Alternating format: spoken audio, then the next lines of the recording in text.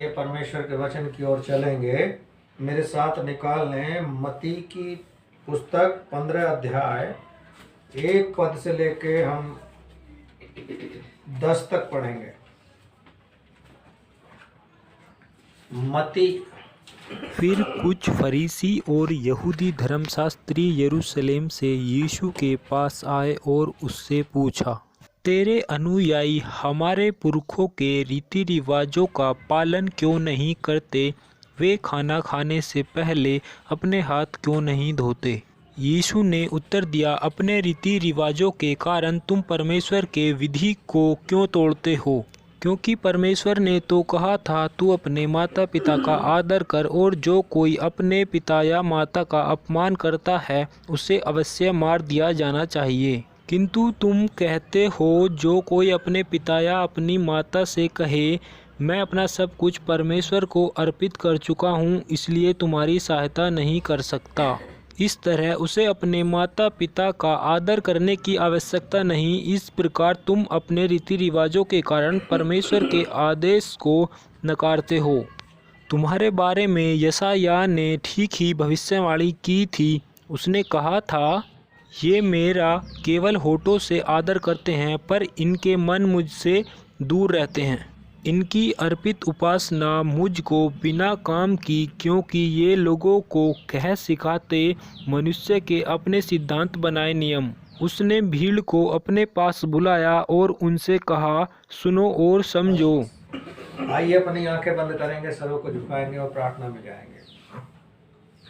धन्यवाद धन्यवाद, राजाओं के राजा, प्रभुओं के प्रभु, महान सामर्थी दयालु करुणा में परमेश्वर, धन्यवाद करते हैं पिता आज की सुंदर सुबह के लिए। प्रभु आराधना में आपने ये मौका दिया है कि हम मिलकर ऑनलाइन प्रार्थना सभा में सब मिलकर गीतों को गाकर तेरी महिमा करते हुए इस समय आपकी उपस्थिति में है, हजूरी में है। धन्यवाद करते हैं मेरे पिता, दिल की गहराइयों से हम धन्यवाद करते हुए इन गवाहियों के लिए हम दिल की गहराइयों से धन्यवाद करते हैं कि पिता आप हर पल हर क्षण अपने वायदे को पूरा करने वाले परमेश्वर हैं। जैसे आपने वचन में कहा है, मत डर, मैं तेरे संग हूँ, इधर उधर मत ताक, क्योंकि मैं तेरा परमेश्वर हूँ। मैं तुझे अपने धर्म में दाहिने हाथ से संभाले रहूँगा। आप हर पल हर क्षण हमें संभालते हैं। आपकी उपस्थिति हमारे संग रहती है प्रभु, और आपने हमारा चित्र अपनी हथेली में बना रखा है। आप सदैव हमारी और अपनी निगाहें अपनी दृष्टि लगाए रखते हैं। जिस तरह वचन कहता है कि यहोवा की आंखें धर्मियों की ओर और उसके कान उनकी दुहाई की ओर लगे रहते हैं।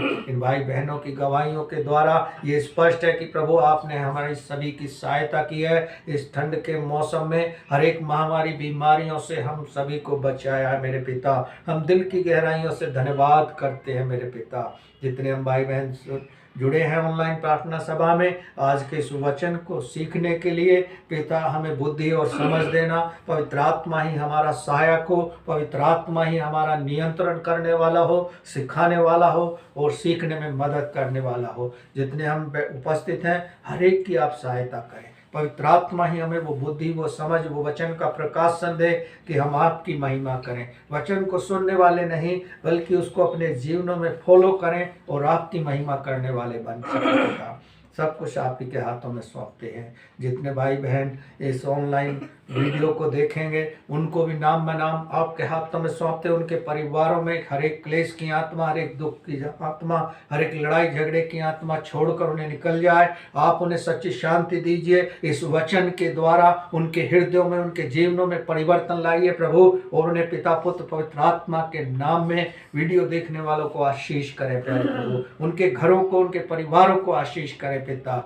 और हमारी प्रार्थना है प्रभु, आज के इस दिन को, इस समय को आप ही के हाथों में सौंपते हुए प्रार्थना सुनने के लिए धन्यवाद करते हैं। यीशु प्रभु के नाम से मांगते हैं, आमीन। हालेलुया। परमेश्वर का धन्यवाद हो। यहाँ लिखा है, हम शुरू में जब पढ़ते हैं, परंपरा का पालन करना या उसका क्या है प्रसन्न। हम देखते हैं कि आज परमेश्वर का वचन परंपराओं के विषय में क्या कहता है। बहुत से भाई बहनों को मैं देखते हैं कि लोग शुभ और अशुभ को मानते हैं, आज ये दिन है, आज ये मत करना, आज वो मत करना, आज बाहर मत जाना। लेकिन परमेश्वर का वचन क्या कहता है? यहां आपने पढ़ा सदूकी और फरीसियों के बारे में, लेकिन आज का इतिहास भी सदूकी और फरीसियों जैसा ही समय है। आज भी लोग परमेश्वर में तो बने हैं, परमेश्वर की आज्ञाओं पे तो पालन कर रहे हैं, लेकिन परंपराएं आज भी उनके जीवनों में, उनके हृदयों में, उनके मनों में बसी हुई हैं। इट मीन्स कि अभी उन्होंने अपने आप को पूर्ण रूप से समर्पित नहीं किया है, उन्होंने समर्पण नहीं किया है। कहीं ना कहीं उनके हृदयों में वो पुरानी बातें हैं। यदि हम कुरिन्थियों की पत्री पढ़ते हैं, वहां साफ लिखा है, सो यदि कोई मसीह में है तो वो एक नई सृष्टि है। We are the new creation receive to the gospel.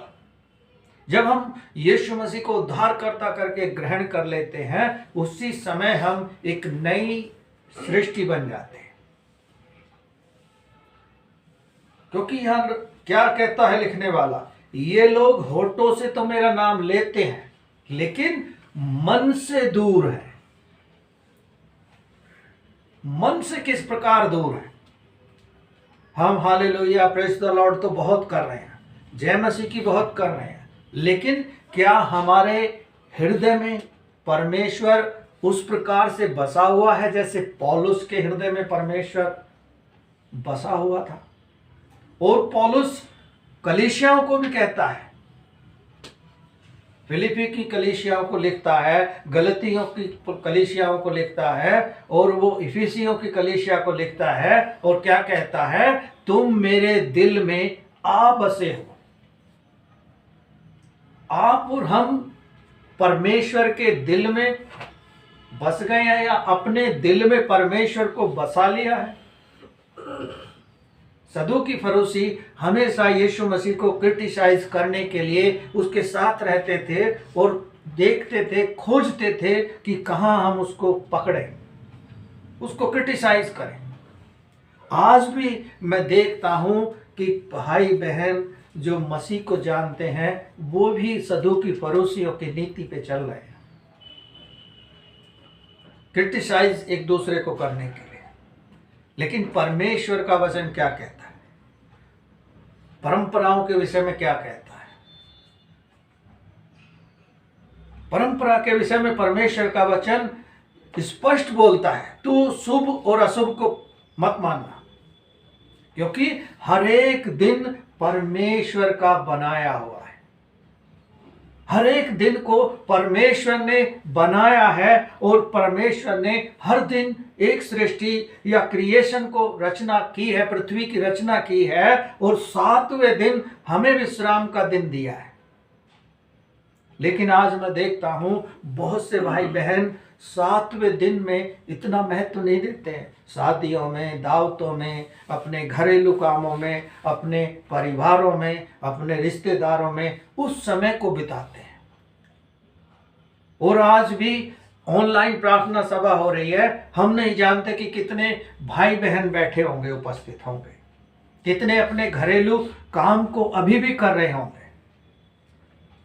लेकिन मेरे प्यारे भाई बहनों, हम इस बात को भूल जाते हैं। नीति वचन 15 अध्याय के 3 पद में लिखा है कि यहोवा की आंखें सब स्थानों में लगी हैं, सब व्यक्तियों पर लगी हैं, चाहे वो भला है या बुरा है। हम आज भी परंपराओं में घिरे हुए हैं। जब हम लूका रचित सुसमाचार पढ़ते हैं, वहां लिखा है कि तुम लोटों को अंदर से तो बाहर से तो मांज लेते हो, लेकिन अंदर पूरी गंदगी भरी है। आज भी हम देखते हैं बहुत से भाई बहन अपने आप को अच्छे से नहा धोकर सजा कर रखते हैं, संवार कर रखते हैं, श्रृंगार करके रखते हैं, लेकिन अंदर हमारे क्या है? क्या हम उन्हीं परंपराओं के हिसाब से जीवन बिता रहे हैं? क्या हम उन्हीं पुरानी रीति रिवाजों पे चल रहे हैं? जबकि परमेश्वर ने क्या कहा? हम डैनियल की पुस्तक में पढ़ते हैं कि 7 पहर वो प्रार्थना किया करता था, लेकिन यीशु मसीह ने क्या कहा? तो सुबह दोपहर शाम परमेश्वर की आराधना कर, सुबह दोपहर शाम। और भजन संहिता में राजा दाऊद भी कहता है, मैं तीनों पहर यहोवा की आराधना करूंगा।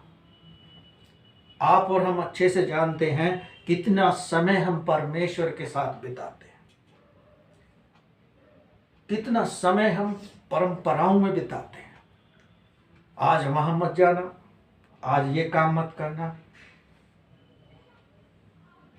कई लोग ऐसा पुराने रीति रिवाजों के अनुसार करते हैं, लेकिन परमेश्वर का वचन साफ कहता है तो शुभ और अशुभ करके ना मानना। और ये दिन परमेश्वर के बनाए हुए, भजन संहिता 116 में के 24 पद में लिखा है, आज है वो दिन जो यहोवा ने बनाया है, आज है वो दिन जो हमें परमेश्वर ने दिया है, एक नया दिन हमारे जीवनों में दिया है। इसलिए हम लोग क्या करें? हृदय से विश्वास जो हमने किया है उसको उद्धारकर्ता करके जो ग्रहण किया है, अपने मनों में परमेश्वर को बसा के रखें। आज हम देखते हैं जगह जगह सताव हो रहा है, लेकिन सताने वालों को, सताए जाने वाले लोग स्पष्ट जवाब देते हैं, तुम हमारे हृदय में से मसीह को नहीं निकाल सकते। और मैं उनके इस सवाल से, उनके इस उत्तर से बहुत खुश रहता हूं। हमें भी यदि ऐसा मौका मिले गवाही देने का, तो हमें निडरता से इस गवाही को देना चाहिए कि तुम सारी चीजों पर रोक लगा सकते हो, लेकिन मेरे हृदय में जो परमेश्वर बसा है, जिसने अपना वास स्थान बना लिया है हमारे हृदय को, वहां से कैसे निकाल पाओगे? हमारा मन परमेश्वर में लगा होना चाहिए, क्योंकि जब हम रोमियो 10 अध्याय के 9 पद को पढ़ते हैं, मन से विश्वास किया है हमने, हृदय से ग्रहण किया है उसे। इसलिए यह मत्ती का लिखने वाला कहता है, ये लोग होठों से तो मेरा नाम लेते हैं या मेरा आदर करते हैं, परंतु उनका मन मुझसे दूर रहता है। मन उनका दूर है। अरे हाँ ठीक है भाई, पास्टर जी ने कहा है प्रार्थना करनी चाहिए, कर रहे हैं, क्योंकि यहां साफ लिखा है, मनुष्यों की विधियों को धर्म उपदेश करके सिखाते हैं। जो पास्टर कह रहा है उसे मत करो, जो परमेश्वर का वचन कह रहा है। राजा दाऊद कहता है, मैं तीनों पहर तेरी आराधना करूंगा। परमेश्वर का वचन भी तो हमें कहता है। लूका रचित सुसमाचार पढ़ोगे, मती पढ़ोगे, मरकुस पढ़ोगे, वहां लिखा है, जागते रहो, प्रार्थना करते रहो, ताकि परीक्षा में ना पड़ो। तो ये पासवान ही नहीं कह रहा है, एक कलीसिया का संचालक नहीं कह रहा है, परमेश्वर का आत्मा। और परमेश्वर भी ये चाहता है कि निरंतर प्रार्थना करते रहें, कंटिन्यूसली। इंग्लिश में लिखा कंटिन्यूसली हम प्रार्थना करते रहें, ताकि परीक्षाओं से बचे रहें। आने वाला समय और कठिन होगा। यदि हमारा प्रार्थना का जीवन कमजोर होगा तो हमें शैतान तरह तरह की बातों में गिरा लेगा। यदि प्रार्थना का जीवन हमारा मजबूत होगा तो हम मनुष्यों की विधियों को नहीं, परमेश्वर की विधियों को मानेंगे। आज हम देखते हैं बहुत से भाई बहन, बहुत से परिवार अपने बुजुर्ग माता पिता का सम्मान नहीं करते, लेकिन आप निर्गमन 20 अध्याय को आप पढ़ेंगे, वहां सबसे पहली आज्ञा यही लिखी है कि तू अपने माता पिता का आदर कर। हालेलुया। आप समझ रहे हैं मेरी बात को? माता पिता का आदर करना है, ये परमेश्वर की आज्ञा है, ये मेरी आज्ञा नहीं है, एक पासवान की आज्ञा नहीं है, ये परमेश्वर ने आज्ञा दी है। निर्गमन 20 अध्याय को जब आप पढ़ेंगे तो अपने माता पिता का आदर करना। और आज हम अच्छे से जानते हैं कि बच्चे, जो नौजवान युवा पीढ़ी है, कितना अपने माता पिता का आदर सम्मान करती है। मुझे किसी को इंडिकेट करके कहने की जरूरत नहीं है, लेकिन परमेश्वर हमें चाहता है कि इस क्षेत्र में हम अपने जीवनों में बदलाव लाएं। जो परमेश्वर से प्रेम करने वाले लोग हैं, जो परमेश्वर की आज्ञाओं का पालन करने वाले लोग हैं, जो परमेश्वर के भय में और अधीनता में चलने वाले लोग हैं, उन्हें चाहिए कि वो अपने माता पिता का आदर करें। वो मनुष्यों की या पासवान की बनाई हुई विधियों के अनुसार नहीं, जो परमेश्वर का वचन कहता है उसके अनुसार अपने जीवन को व्यतीत करें, क्योंकि परमेश्वर का वचन ही हमें सामर्थ्य देगा, हमें बल देगा, हमें शक्ति देगा। बिना परमेश्वर के वचन के, बिना परमेश्वर के हम कुछ नहीं कर सकते। आपने देखा होगा, मैंने तो बहुत दफे देखा है ऐसा, शायद आपने कहीं देखा नहीं, मैं नहीं जानता, लेकिन परमेश्वर का वचन इतना पावरफुल है, जब हम दुष्टात्माओं को निकालते हैं तो दुष्टात्मा भी इस बात को बोलती हैं, इस लाल किताब को रख दे, इस बाइबल को छोड़ के तब मुझसे बात कर। यानी उनको भी पता है कि ये परमेश्वर का वचन ही शक्तिशाली है, दोधारी तलवार है, इब्रानियों की पत्री में लिखा है, और इफिसी 6 अध्याय में लिखा है, परमेश्वर का वचन एक तलवार के समान है। जब हम युद्ध में जाएंगे, यदि वचन रूपी तलवार हमारे पास नहीं होगी तो हम कैसे युद्ध लड़ेंगे। आज मैं देखता हूं बहुत से युवा भाई बहनों को, बेटियों को कलीसिया में, चर्च में आ तो जाते हैं, लेकिन बाइबल अपने हाथ में पकड़ना उचित नहीं समझते। वो तो हमारा हथियार है, वो तो हमारी तलवार है। आज हम संडे आराधना में जा रहे हैं अपने वचन को, अपनी तलवार को लेकर, न जाने कहां हमें मौका मिले उस तलवार को चलाने के लिए। इसलिए पौलुस क्या कहता है, समय समय तैयार रहो।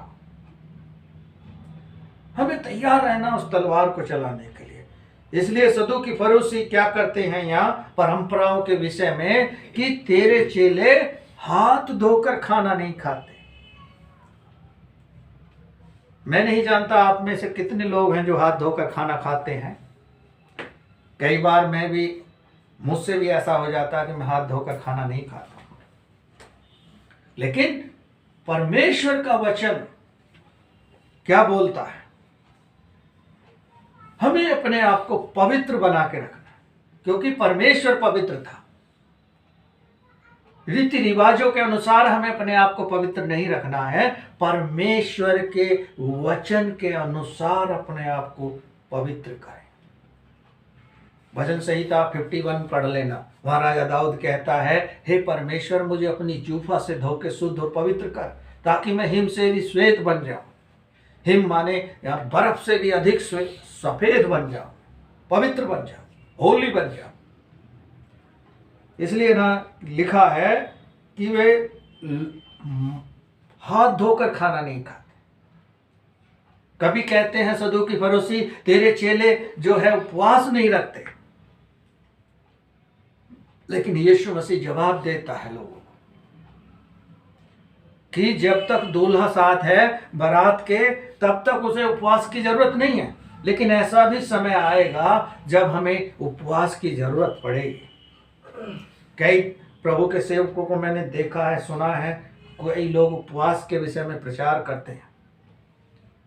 उपवास रखने से हमें बल मिलता है, हमारी परेशानियों से हमारा छुटकारा होता है, और परमेश्वर की उपस्थिति में उस दिन हम समय बिताते हैं। हालेलुया। इसलिए उपवास रख के हम अपनी परेशानियों के लिए परमेश्वर से बात करते हैं, और परमेश्वर हमारी प्रार्थना को सुनकर हमें उत्तर देता है।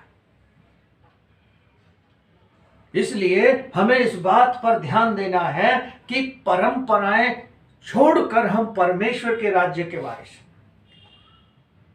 हम होठों से उसका नाम ना लें, हम हृदय से उसका नाम पुकारें, और वो मन से पुकारने वालों से, हृदय से पुकारने वालों से प्रेम रखता है और उनके निकट रहता है। क्योंकि वचन में क्या लिखा है, तेरे निकट आनंद की भरपूरी है। जब हम परमेश्वर की निकटता में रहेंगे, उपवास प्रार्थना के साथ समय बिताएंगे, तो हमें हमेशा आनंद ही आनंद दिखाई देगा और हमारा हृदय आनंद से भरा होगा, क्योंकि कठिनाई, परीक्षाएं, परेशानियां, चिंताएं उपवास के द्वारा हमारे जीवन से प्रभु का सामर्थ, प्रभु का वचन हमारे से जो दूर करेगा। हालेलुया। इसलिए कहता है कि धर्म मेरी विधियों को मनुष्यों की बातें समझकर मत मानो। परमेश्वर के वचन को जब हम सुबह शाम अध्ययन करेंगे, तो परमेश्वर का वचन आपसे हमें बात करेगा, आपसे बात करेगा, मुझसे बात करेगा, हर एक उस भाई बहन से बात करेगा जो उसे पढ़ेगा। लगभग हमें 5 या 10 अध्याय रोज पढ़ने चाहिए। मैंने पिछले दिनों रूटीन बनाया था कि 5 अध्याय में पुराने नियम से पढ़ता था और 3 या 4 अध्याय में नए नियम से पढ़ता था। हमें ऐसा रूटीन बना के अपने जीवन का रखना होगा कि परमेश्वर का वचन हमारे हृदय में बसे, परमेश्वर हमारे हृदय में रहे और पुकारने से पहले ही वो हमारी प्रार्थनाओं को सुनने वाला परमेश्वर है। हमारी गिड़गिड़ाहट की ओर, हमारी चिंता की ओर कान लगाने वाला परमेश्वर है। इसलिए हम वचन के अनुसार अपने जीवन को बिताएं, अपने माता पिता का आदर करें। परमेश्वर का वचन भी कहता है, और मैं भी आपसे कहता हूं, उत्साहित करना चाहता हूं, जैसा परमेश्वर का वचन कहता है उस चीज को फॉलो करो। आज जगह जगह तरह तरह की रीति रिवाज कलीसियाओं में भी बना रखे।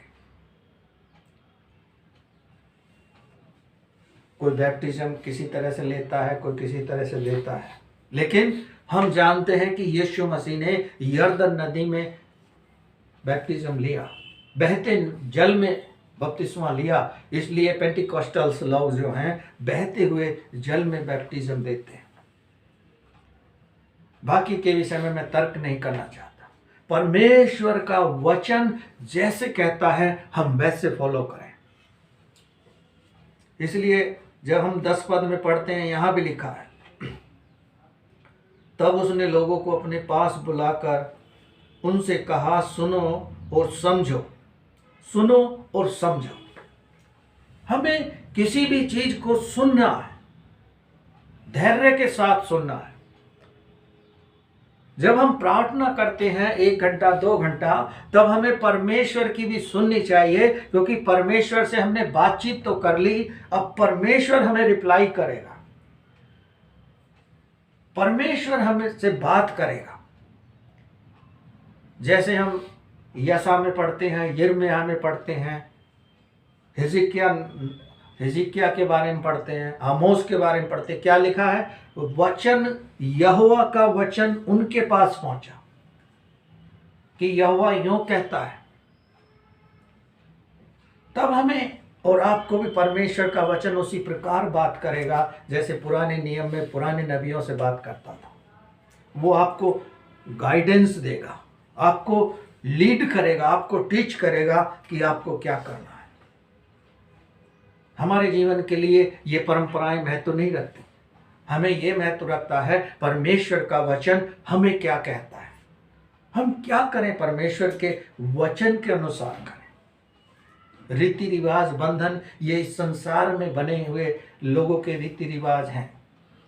हमें इनसे हटकर प्रभु ने हमारे से प्रेम किया, हमारे लिए बहुमूल्य लहू दिया और हमारे पापों से हमें छुड़ाकर हमें स्वतंत्र किया है और आज्ञा दी है, मेरे नियमों को, मेरी आज्ञाओं का पालन करो। परमेश्वर हर एक वो आशीष आपको देगा जिसकी आप लालसा करते हैं, जिसकी आप इच्छा रखते हैं, क्योंकि भजन संहिता 20 में लिखा है, यहोवा तुझे मुंह मांगा वरदान दे। और भजन संहिता 37 में भी लिखा है, चुपचाप रह, यहोवा पर आसरा रख, वह तेरे मनोरथों को पूरा करेगा। हमारी इच्छाओं को अपनी इच्छा के अनुसार परमेश्वर पूरी करेगा। ये परंपराएं हमारे लिए महत्व नहीं रखती, हमारे लिए महत्व रखता है तो परमेश्वर, परमेश्वर का वचन, परमेश्वर की संगति, परमेश्वर की सामर्थ, परमेश्वर की अगुवाई, ये हमारे लिए महत्वपूर्ण है। हालेलुया। इसलिए हम जब जो चीज सुन रहे हैं समझनी चाहिए। समझ नहीं आ रही है, पूछो।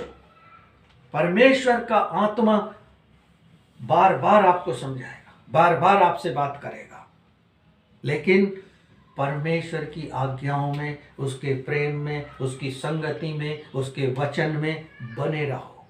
आने वाले दिनों में परमेश्वर आपके द्वारा और हमारे द्वारा और सुनने वालों के द्वारा बड़े बड़े काम करेगा, केवल हम विश्वास के द्वारा।